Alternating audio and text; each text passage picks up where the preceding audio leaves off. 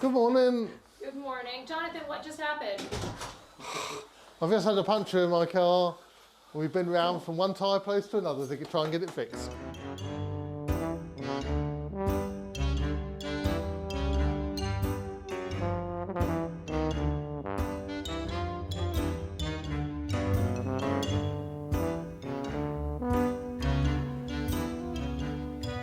Hello. This is the prototype for a new F-tuber which I will be checking at the factory. It's a brand new tuber based on one of the most famous F-tubers in the world, and it's never been made before. I won't say too much details at the moment, but it'll be something really special. Today is Tuesday the 29th of August 2023 and we're at Wessex Tubas headquarters in Andover, Hampshire, England. So at the moment I'm just placing an order for a new BIOS system, which is a system for electronically checking the instruments.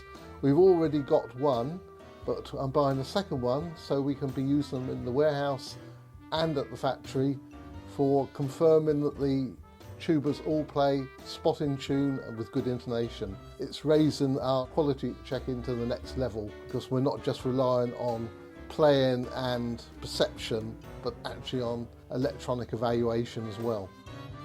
Later on today I will be testing out 3 Dolce euphoniums, but you'll better see how it works. Today it's quite busy here. Steve will be sorting out the orders that come in as he does most days. Well, it's Tuesday after a 3-day bank holiday, so there's rather a lot of emails to catch up on, so I'm just going through the emails at the moment. Oh yes, my little helpers, like Santa's little helpers they are. Right, now that's another one done, so the next one, where's it going? And this is going to the States, so we'll go up there.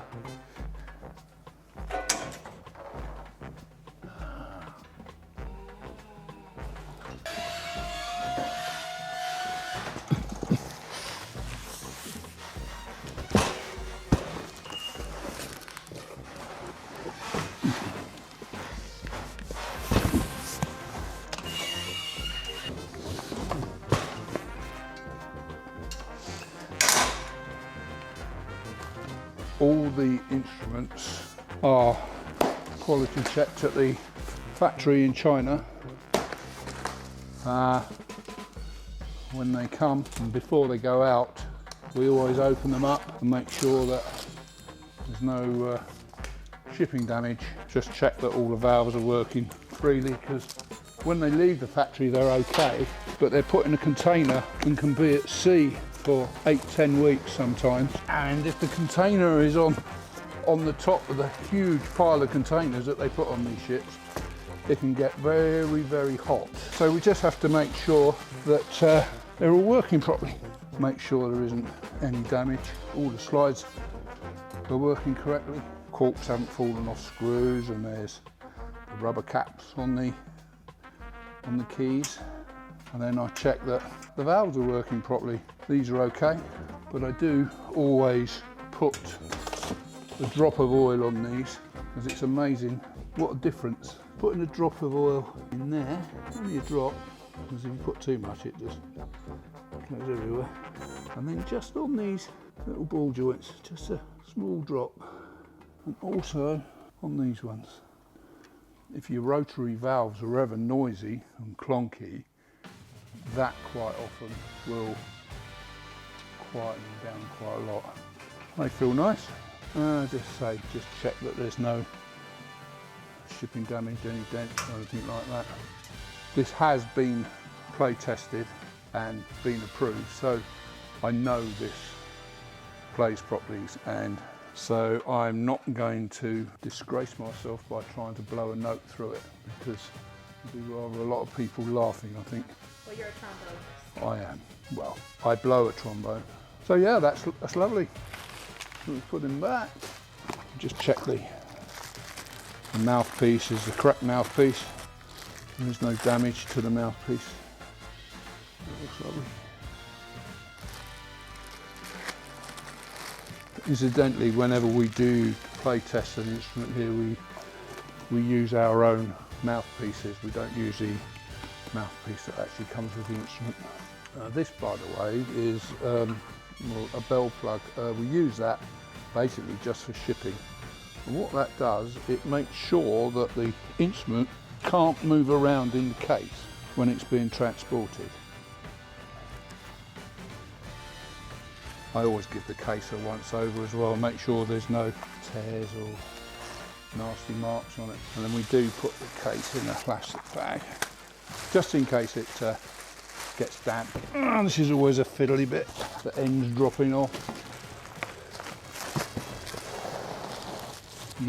Years of practice. Then we get your freebies. Everybody likes a freebie. Cleaning cloth, pencil and oil, and also, for a very limited time, a set of cleaning brushes on the larger instruments. There you go.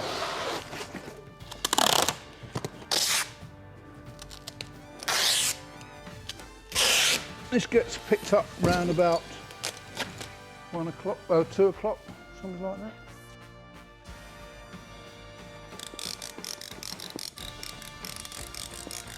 We have to do a label.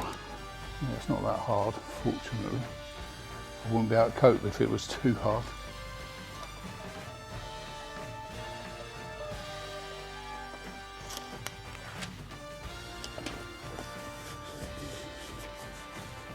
And that's another one ready to be picked up.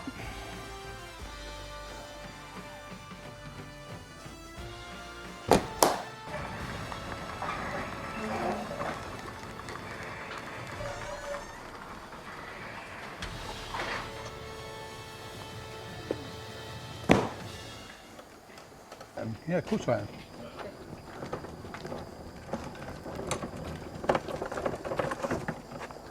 Well done. Great, cheers. Thank you very much. Nothing tomorrow. No. So I've been asked to make a prototype lead pipe for a tuba to reposition it a bit better. So I'm just going to anneal this. This is a spare part we have and it's already worked, so the brass has gone hard. So it needs to be softened, which is called annealing. Yeah, it's pretty cool doing prototype stuff like this because the world's your oyster, you get to design a new part. So we're going to heat this up to about 700 degrees. Should turn it black, make it glow, and then that'll make it nice and soft so I can then work it easier without risk of it cracking. Okay, let's get cracking.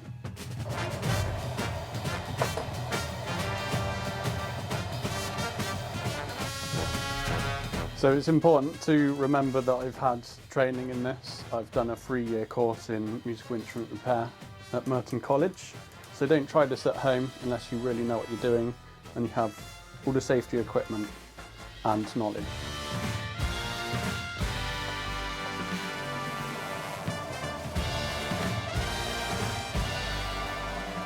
You know when you get a bit of plastic and you bend it backwards and forwards, it's soft to begin with and then it starts stiffening up and then it cracks, right? The same happens to metal. If you overwork it, it can crack and it becomes harder and harder to bend.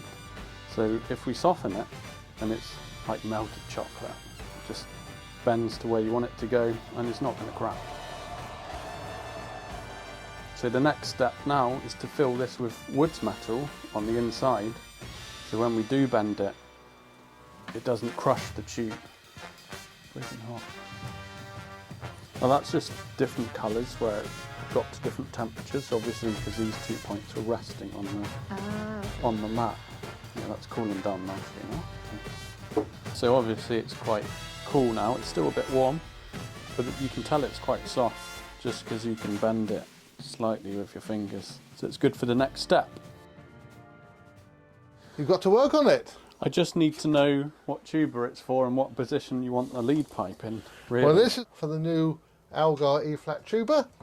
Basically, I'm moving the lead pipe lower and going further around the bell to make it more comfortable to hold it. So at the moment it's coming up and there. What I want to do is to go almost straight out,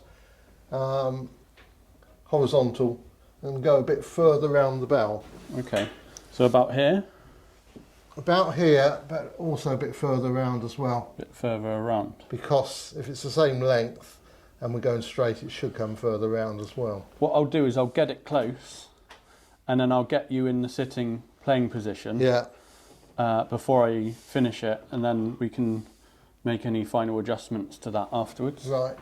The tuba plays really, really great, but the ergonomics are not quite right. So we're trying to get the ergonomics correct. If we can get this right, yeah, then when I take it to the factory, they've got to know exactly where it should go. Mm-hmm.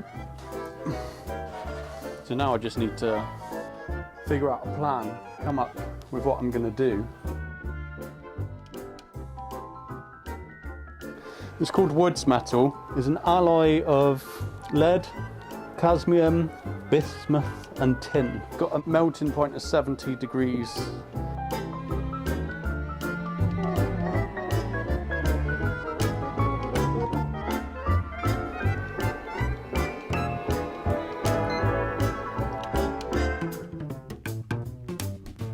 So now I just need to let that cool down and solidify, and then I can bend it again.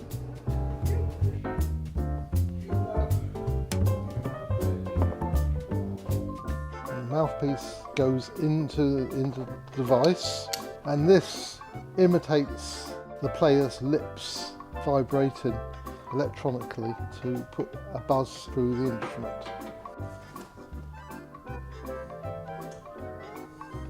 So there's selection for all different instruments. I'm selecting euphonium and B flat. Intonation changes with the temperature, so I need to look what the temperature is and adjust it on the device to actually suit what the temperature is. Right, so now we've got temperature, let's try it. Test it. We're testing it on the open notes. It went through, and this is showing a diagram of all the sound waves going through the instrument.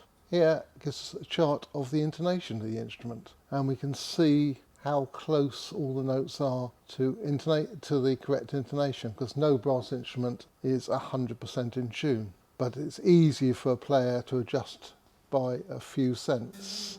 So this looks quite acceptable, there's no big problems there. So we'll be taking this machine to China, and we'll be testing every single instrument at the factory before we prove it. Not just by playing it, but by doing a test with this. It tells us that the instrument's in tune, if the intonation is satisfactory, and it also can tell us if there's any problems, like a lump of soldering somewhere in the tubing or a leak. So it's a really clever device. It takes that human aspect of assessment out, that you're actually testing it scientifically rather than by someone's perception.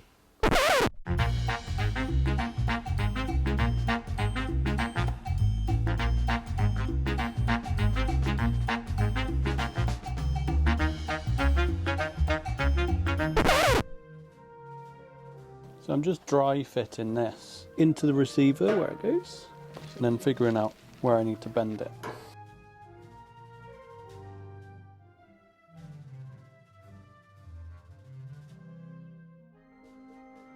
Yeah, so I've got limited bends, as it were, with this to shape it before it becomes rock hard again and is at risk of cracking. So I'm just doing a little bit at a time, just trial and error, do a little bend and then stick it back on and see if it is closer.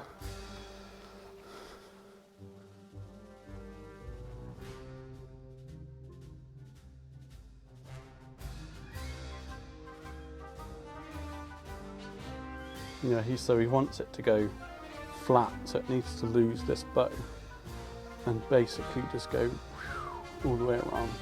See, this is something we're not really set up to do in the warehouse, because we don't have to do things to this kind of extent. Normally it's a few minor adjustments.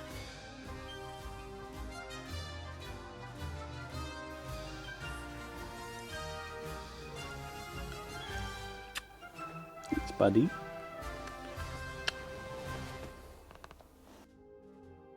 It is lucky it was leg day yesterday.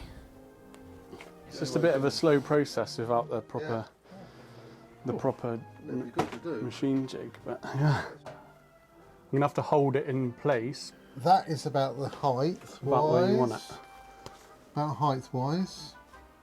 You want it to come round to about here. I want it to come more this sort of angle. That should be right then, I think. Cool. I'll just take this. If you could just pop it back on the stand there, thank you.